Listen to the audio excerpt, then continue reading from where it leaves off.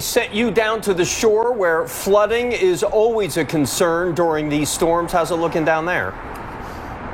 Well, you see me. The wind is pushing at my back. I want to tell you, if you're out tonight, don't wear stylish jeans with holes in them. I'm not wearing them.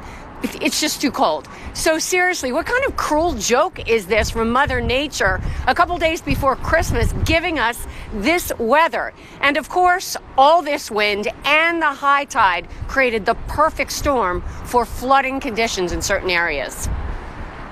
So for the last couple of days, we've been watching this storm come across the country, travel from the west to the east. So we knew when it got to us that it was going to present some problems.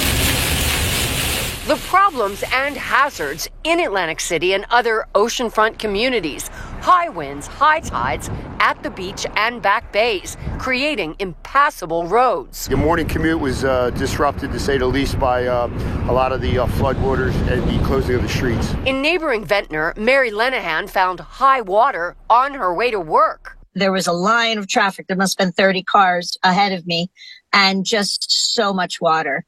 And the closer I got to the intersection there at West End and Albany, I couldn't believe how deep the water was. And I just see the intensity of these storms is definitely getting worse. And the flooding was absolutely worse this morning than I've seen in a very long time. To the north, sections of Little Egg Harbor and Tuckerton were inundated with floodwater. Drivers had difficulty navigating the flooded streets. Up and down the coast, Mother Nature whipped the ocean into a frenzy. North Wildwood beaches battered once again by tides and powerful wave action.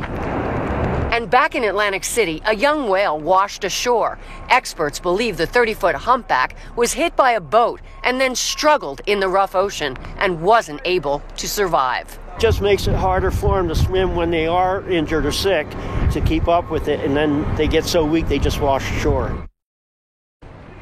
Yeah, that was certainly sad. Now, Bob Scholkoff from the Marine Mammal Stranding Center said the weather out there in the Atlantic didn't create the problems.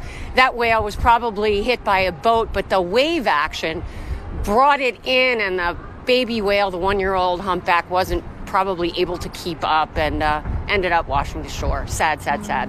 Anyway, the good part, precipitation gone, so the streets will be dry. But the police here are saying, don't go out if you don't have to. You don't want to get stranded outside in these bitter, bitter cold temperatures. That's the latest. We're live in Atlantic City. Back to you guys in the studio. Yeah, thank you so much, Joanna. I could see that wind whipping your hair over there. And